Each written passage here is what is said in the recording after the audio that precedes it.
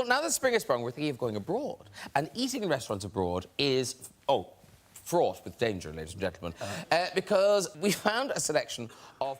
Graham Norton, the voice of laughter across millions of homes, the king of the red sofa, the man who made celebrities blush and audiences roar, has hosted over 3,000 interviews and earned 5 BAFTA awards. At 61 years old, he stands as one of television's most beloved personalities, commanding a net worth of $40 million and a primetime slot watched by 4 million viewers every week. But this is not a story about fame. This is a story about a boy who was told he'd never amount to anything. A young man stabbed and left for dead on a London street. A performer who watched his father die without ever truly knowing him. A soul who found love, lost it, and learned to rebuild himself piece by fragile piece. The world sees the quick wit, the flamboyant charm, the effortless grace with which Graham Norton navigates the chaos of live television.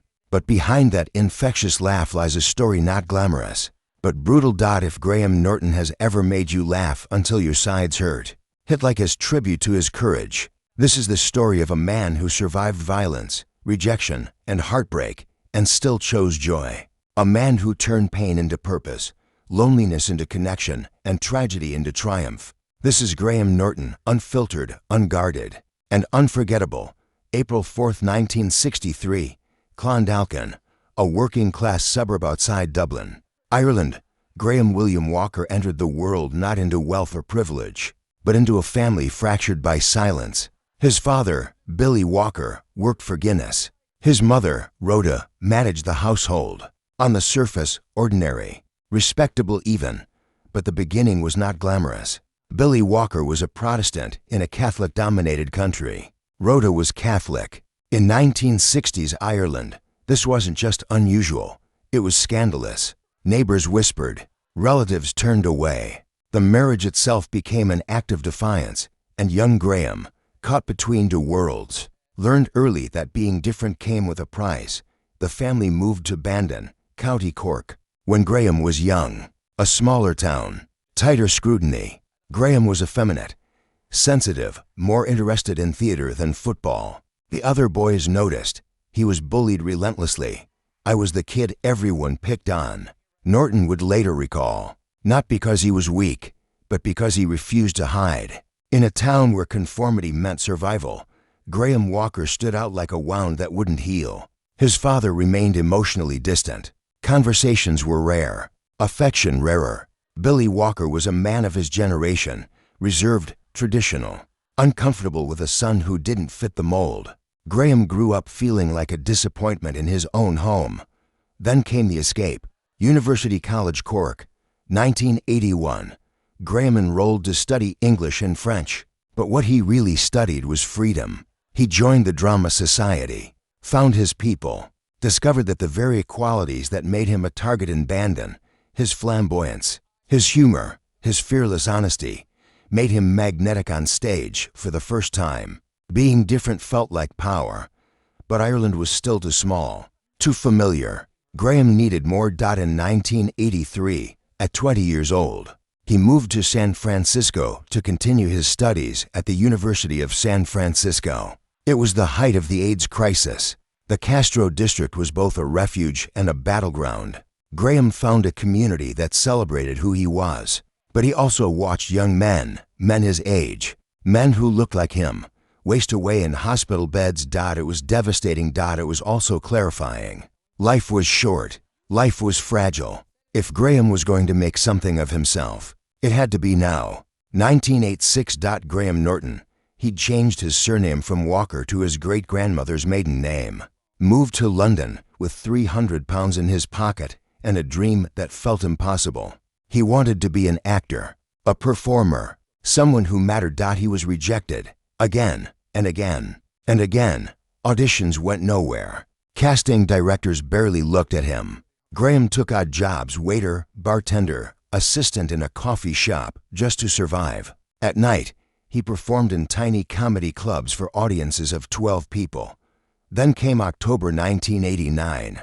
Graham was 26 years old. He was walking home late one night near Kentish Town when a stranger approached him. What started as a conversation turned violent in seconds. The man stabbed Graham repeatedly and left him bleeding on the pavement. Graham nearly died. He spent weeks in the hospital. The physical wounds healed. The psychological ones did not. For months afterward, he couldn't sleep, couldn't trust strangers, couldn't walk alone at night without his heart racing. But something shifted. Surviving made him fearless in a new way. Not reckless, but urgent. Graham realized that waiting for permission to succeed was a luxury he couldn't afford. If the traditional path wouldn't work, he'd create his own. By 1992, Graham was developing a comedy character, a camp, chaotic persona that blended wit with vulnerability. He performed at the Edinburgh Fringe Festival in 1992 and 1993, slowly building a following. Then came 1996. Channel 4 offered him a late-night talk show. So Graham Norton. It was irreverent, outrageous, sexually frank in a way British television had never seen. Critics were scandalized.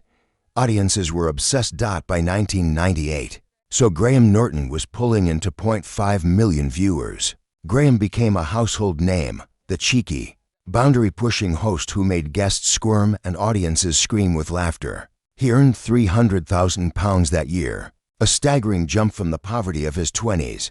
Then came 2007. The Graham Norton Show premiered on BBC One, prime time, mainstream. Graham moderated his edges slightly, but not his essence. He created a format that felt like a dinner party, loose, warm, spontaneous. Celebrities loved it. Tom Hanks, Will Smith, Lady Gaga, Jennifer Aniston all became regulars on that famous red sofa. By 2010, the show was earning BAFTA after BAFTA. Graham's salary reached £2 million per year. He had become one of the most powerful figures in British television. But success, as always, came with shadows. June 26, 2000, Graham Norton, at 37 years old, received the phone call every child dreads. His father, Billy Walker, had passed away suddenly at 6. They had never reconciled. Graham had spent years trying to connect with his father, sending letters, making phone calls, visiting when he could. But Billy remained emotionally unreachable. He never fully accepted Graham's sexuality, never acknowledged his son's success with anything more than polite distance. And now, he was gone. Graham spiraled. Not publicly, he was too professional for that, but privately. He drank more, worked more, filled every hour with noise so he wouldn't have to sit with the grief. What haunted him wasn't just the loss, but the unfinished business, the conversations that would never happen, the approval that would never come. I wanted him to be proud of me, Graham said years later, voice breaking. I never knew if he was. It is heartbreaking when a parent's love feels conditional, when success means nothing without their validation. Graham carried that wound for years. Then came 2013. Graham had been in a relationship with Trevor Patterson, a marketing consultant, for over 2 years. Friends called them soulmates. Graham spoke openly about wanting to settle down, to build something permanent. But by 2014, it was over. The breakup devastated Graham in ways he didn't expect. At 51, he wondered if he'd missed his chance at lasting love. If the pace of fame, the travel, the demands, the constant performance had made intimacy impossible. I kept thinking, is this it? Graham admitted in an interview. Is the show all there is? For months, he withdrew. Not from work, never from work, but from hope. He stopped believing that someone could love Graham Walker as much as they loved Graham Norton. What few people know is that during this period, Graham seriously considered stepping back from television. Not retiring, but scaling down. The loneliness was suffocating. Every interview felt like proof of what he didn't have. Couples holding hands, families laughing together, a life beyond the studio lights. But Graham is not a quitter. He threw himself into new projects. In 2016, he began writing novels. Holding became a bestseller, earning him £500,000 in advances and proving he was more than just a talk show host. He bought a home in West Cork, near where he grew up, and began spending more time in Ireland. Slowly, the pieces started fitting back together. Then came 2019. Graham met Jonathan MacLeod, a filmmaker from New Zealand, at a dinner party in London. The connection was instant. But this time, Graham approached it differently. No grand declarations, no rushing. Just patience, trust, honesty. By 2020, they were inseparable for the first time in decades. Graham felt seen not as a celebrity, but as a person. Jonathan had no interest in the fame. He wanted the man behind the microphone, the one who still carried scars from Kentish Town, who still missed his father, who still wondered if he was enough. He loves me for the mess, Graham said simply. Not despite it. Today, at 61 years old, Graham Norton is thriving in ways he never imagined. The Graham Norton Show remains a juggernaut, earning him £2.6 million annually and cementing his legacy as one of Britain's greatest broadcasters. He's hosted the Eurovision Song Contest commentary for 20 years, becoming as iconic as the competition itself. But what matters most to Graham now isn't the accolades. It's the life he's built in West Cork. In a restored 18th century house overlooking the sea, he spends weekends gardening, cooking, walking his dogs to rescued Labradors named Bailey and Madge. Jonathan lives there with him. Away from the chaos of London. Graham has also become an advocate for LGBTQ+ youth, quietly funding scholarships for young performers in Ireland who face the same discrimination he did. He's donated over £1 million to charities supporting survivors of violent crime, and he's writing. His third novel is due in 2025. I spent so many years chasing something I couldn't name. Graham reflected recently. Fame, love, my father's approval. Now I realize I was just chasing peace, and I finally found it.